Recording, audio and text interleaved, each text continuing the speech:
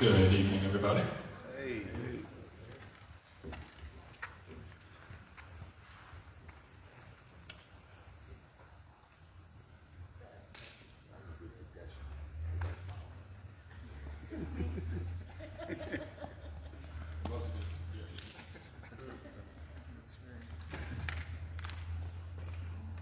All right, my name is Derrick, and I'm a man in recovery. Derrick. My sobriety date is July 31st, 2023.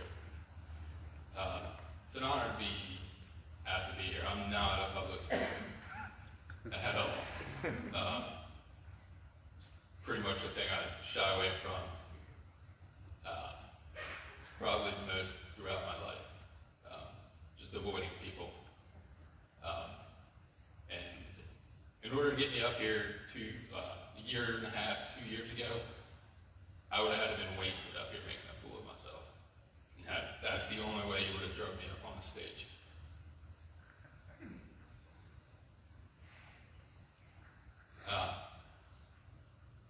Reading into There Is a Solution, There Is a Solution, Steve James, I had to find something kind of correlated with that throughout my life. These past 19, 20 months, however long it's been.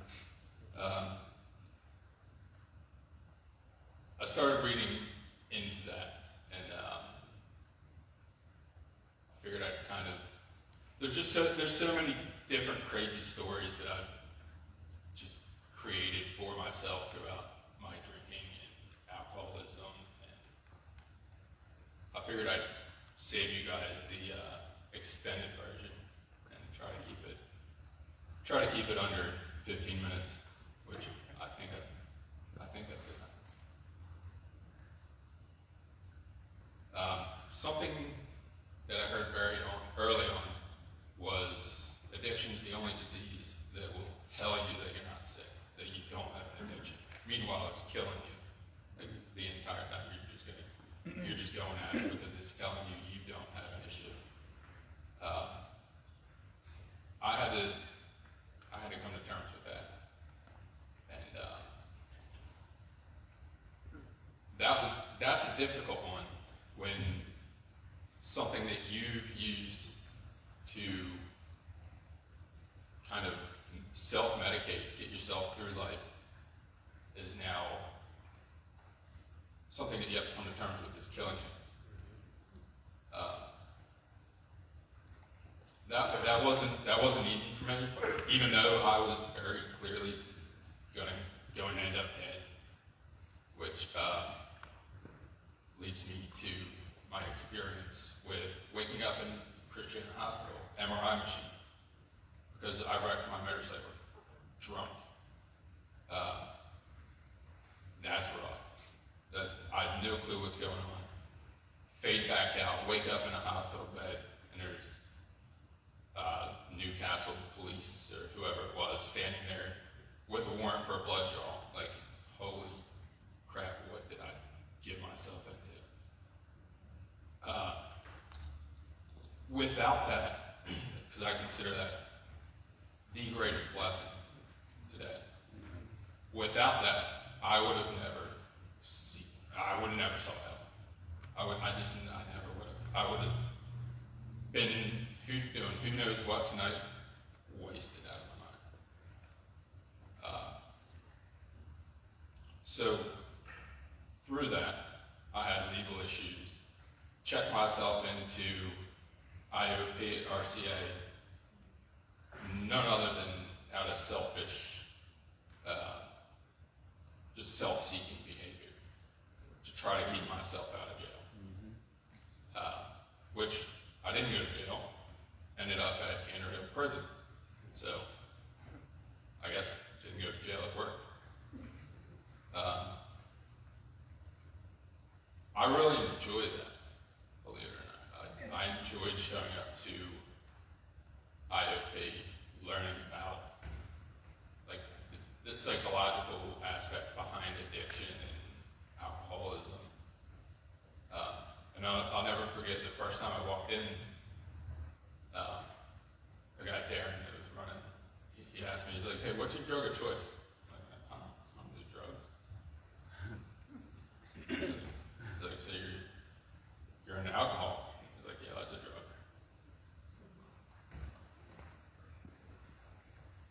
So I like the IOP thing. Started going to AA, coordinates you. Wasn't into that so much. I liked the fellowship. I didn't particularly care, or I didn't think that I needed 12 steps to get my life together.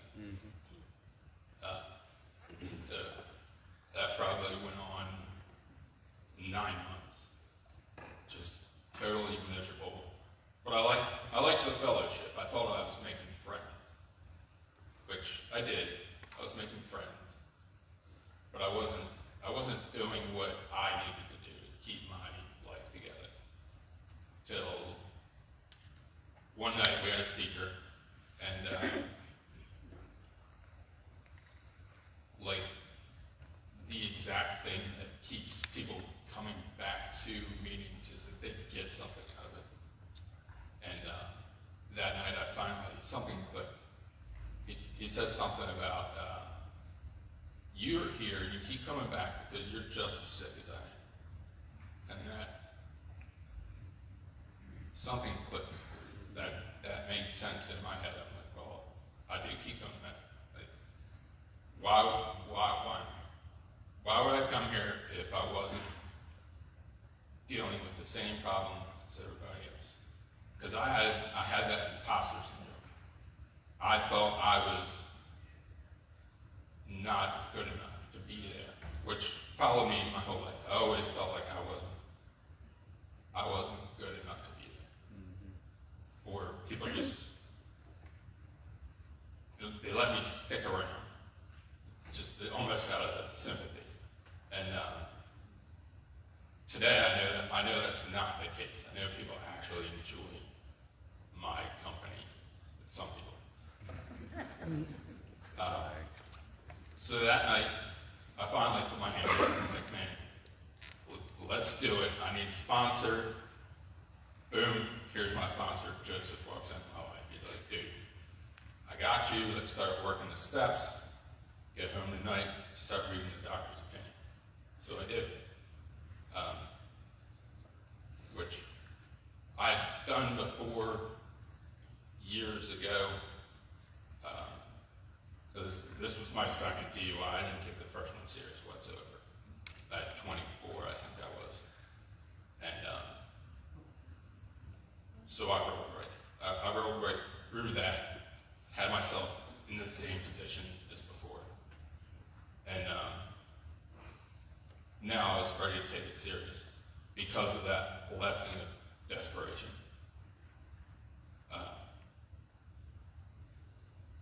And that was God. None other than God. So we get through reading about the first step. We hung out after the meeting. We're chilling in the truck. Thankfully, me and my sponsor both work shift work because we get out of the meeting and we're just like, all right, well, I'm not working until tomorrow night, so let's knock out some step work. Great, awesome. I really love the step work. It was something I really looked forward to. So after we knocked out step one, I don't know if Joseph knew it or not, but I didn't know that I wasn't fully committed to step one. I didn't realize how much of a commitment it was going to be to not drink ever again. So he stops me. We're done reading, and he's like, all right, man, give me a call when you're ready. When you're ready and you know that you can never drink again, call me. And that was that test. I don't know if you knew he was testing me, but it was a test, because I knew if I would have left that parking lot, I would have ended up drinking. Because I wasn't fully committed until I made that commitment to turn back around and be like, dude, let's do it. Like, I'm in. I'm all in. Never drinking again.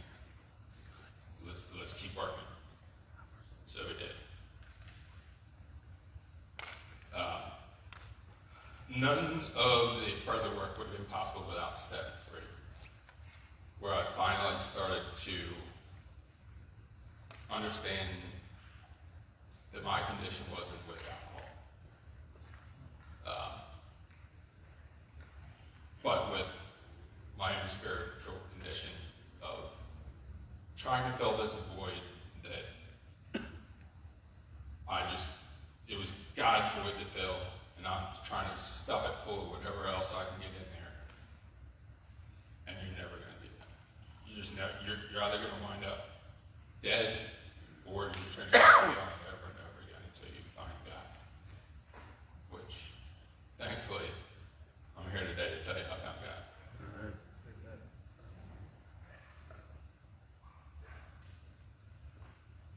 Steps 4 to 7, where I started to realize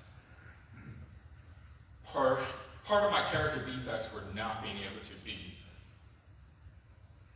look at my life from the outside in and tell myself, like, dude, you've got issues here, and you treat people like this, and no wonder you've got anxiety about this. You act like that. I couldn't take a deep look at my life. As far as I was concerned, I didn't owe anybody any sort of apologies. I wasn't angry. I just had resentment temporarily, that's not really a thing, not for me. When I started really digging in, and was actually honest, because I was getting honest with yourself about where you were, or at least for me, where my faults were, and I'd never done before. If you know how to look at themselves and be brutally honest, I certainly did. I knew how to drink those feelings away. I knew how to stuff them down and forget about them. I was bringing things up that I drank, thought I forgot about, drank to shove away.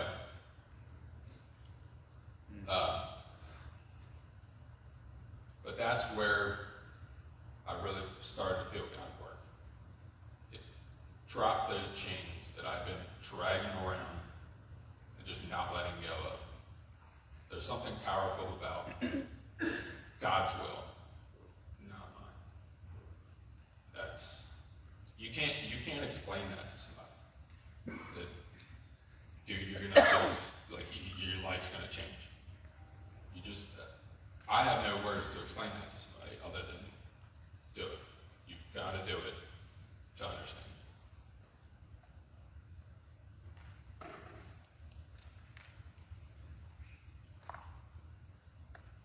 So, end of step 7. I've asked God to remove those defects of character. Thinking, all right, I've done this step work. I can hear it's going like I'm good. Let me tell you, I'm still working on my character defects. Well, which is why I don't think anybody really tells you this, because I wasn't told that this is a lifelong journey. If I'm thinking, coming into this, like, oh, well, I can do the 12 steps, I'll feel it out, and we'll take off from there, we'll see how it goes. But somewhere along the way, I started to get it. I'm sure it's in the book somewhere that I've read it a couple times. But through that, I've become comfortable in my own skin.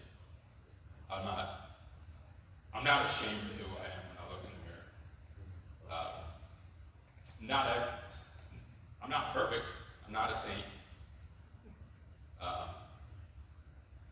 But that's in the book. We are not saints. But the part that I always like to follow up in my brain is we are not a glum lot. Because when I walk into a room, because I still get anxious. Like I'm terribly nervous to be up here talking in front of people. It's just not. that said it's not my thing. You prior speakers were wonderful. I don't know how you guys do it.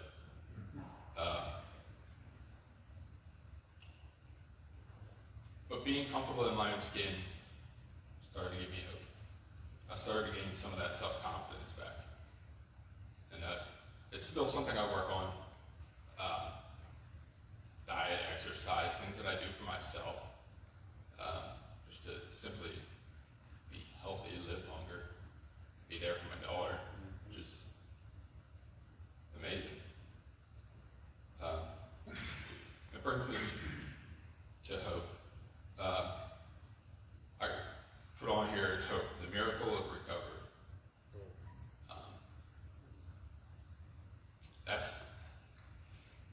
That's something that you also can't explain to somebody that's never felt the hope that we get through this program. And I have a soft spot for people that go through this program and fail to understand the higher power. Because I've talked to people and they've kind of, they almost snap back at you for talking about God as Jesus Christ or my Christian God instead of the higher power. And over the past couple weeks, I've really kind of learned to not care. As harsh as that sounds, I've had to come to that term where that's how I work the program. And if it works for me, I'm going to keep doing it. I also know not to shove that down somebody else's throat. Because I'm not trying to push the next new guy. It was me a year and a half ago, which is not far off. A year and a half is not much time at all. I'm not trying to push that guy out the door. But hope for a long time felt like a cruel joke. I didn't understand it. It couldn't be explained to me.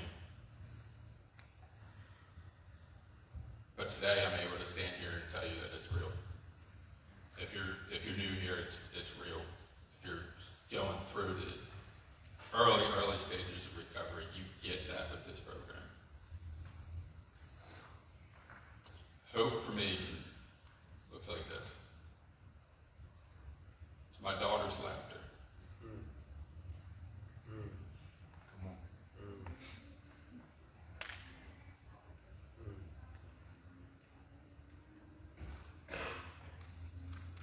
My daughter's laughter filling the silence that used to drown out with alcohol. My wife being able to sleep at night, knowing that she's not going to find me dead because I drank myself to death the night before.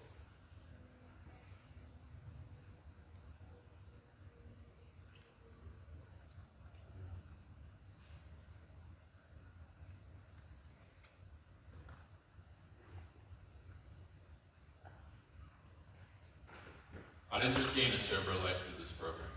And I know I'm pushing over 15 minutes. I told you guys I was going to keep it short, but here I am. Welcome.